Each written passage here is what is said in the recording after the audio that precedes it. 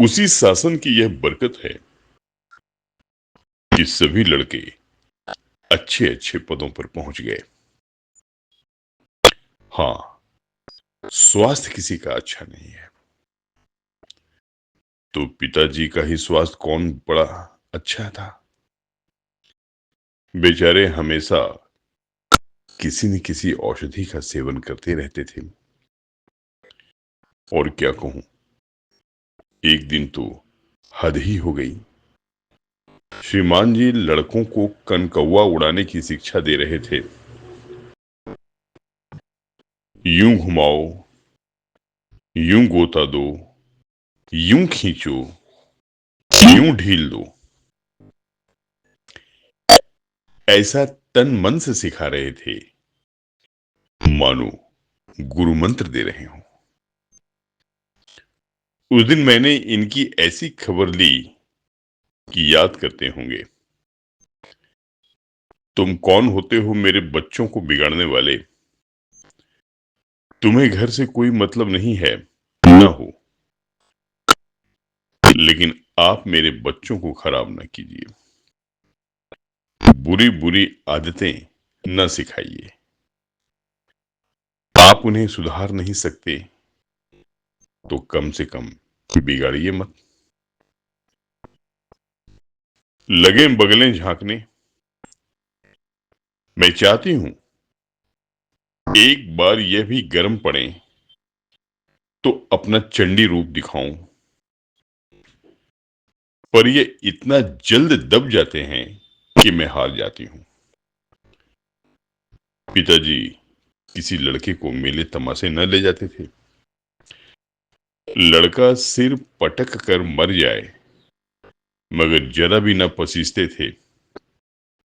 और इन महात्मा जी का यह हाल है कि एक एक से पूछ कर मेले ले जाते हैं।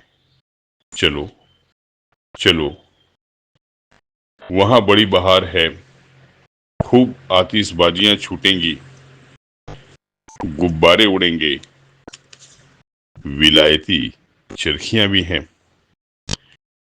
उन पर मजे से बैठना। और तो और आप लड़कों को हॉकी खेलने से भी नहीं रोकते। ये अंग्रेजी खेल भी कितने जानलेवा होते हैं। क्रिकेट, फुटबॉल, हॉकी, एक से एक घातक। गेंद लग जाए तो जान लेकर ही छोड़े। पर आपको इन सभी खेलों से प्रेम है। कोई लड़का मैच में जीत कर आ जाता है तो ऐसे फूल उठते हैं मानो किला जीत कर आया हो। आपको आपको इसकी जरा भी परवाह नहीं कि चोट चपेट आ गई तो क्या होगा। हाथ पांव टूट गए तो बेचारों की जिंदगी कैसे पार लगेगी। पिछले साल कन्या का विवाह था। आपको जिद थी कि दहेज के नाम कानी कौड़ी भी ना देंगे, चाहे कन्या आजीवन कुंवारी बैठी रहे। यहां भी आपका आदर्शवाद आकूदा। समाज के नेताओं का छल प्रपंच आए दिन देखते रहते हैं, फिर भी आपकी आंखें नहीं खुलती।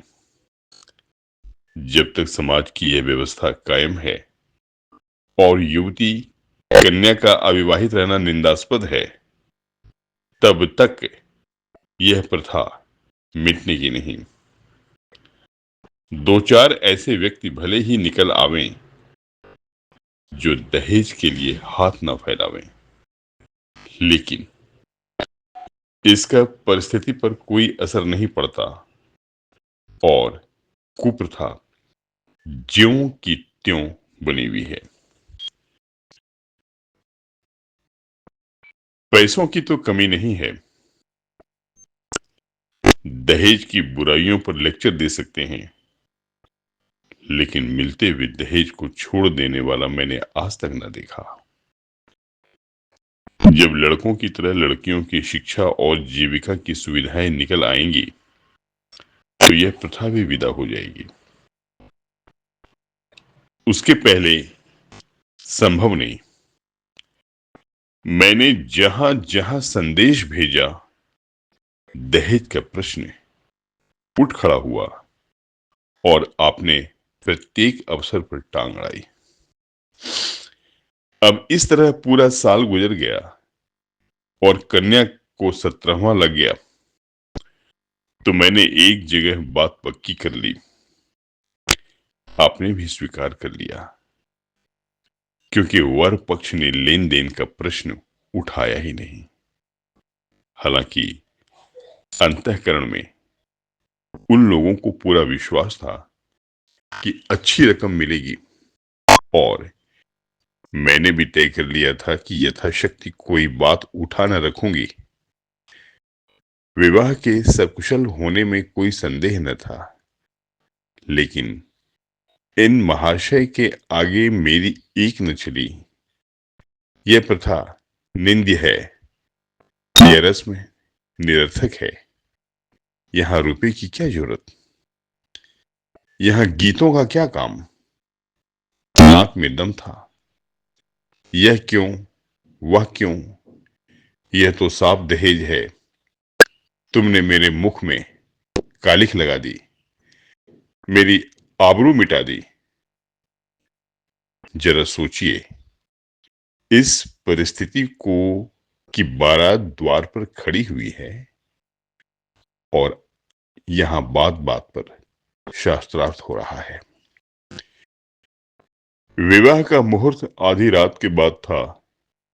प्रथानुसार मैंने व्रत रखा, किंतु आपकी टेक थी कि व्रत की कोई जरूरत नहीं। जब लड़के के माता पिता व्रत नहीं रखते, जब लड़का तक व्रत नहीं रखता, तो कन्या पक्ष वाले ही व्रत क्यों रखें।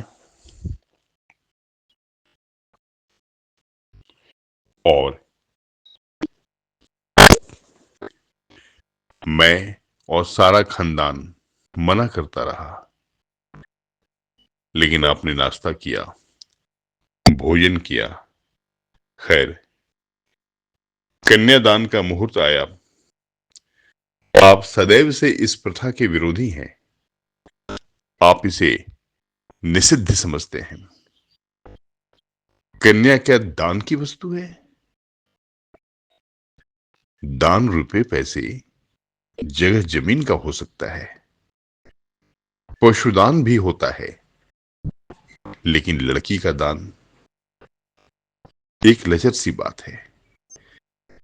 कितना समझाती हूं, पुरानी प्रथा है, वैदिक काल से होती चली आई है। शास्त्रों में इसकी व्यवस्था है। संबंधी समझा रहे हैं, पंडित समझा रहे हैं, पर आप हैं कि कान पर जूं नहीं रेंगती। हाथ जोड़ती हूं, पैरों पड़ती हूं, गिड़गिड़ाती हूं, लेकिन मंडप के नीचे ना आ गए।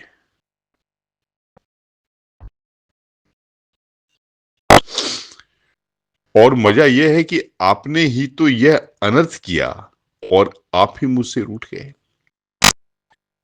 विवाह के पश्चात महीनों बोलचाल न रही।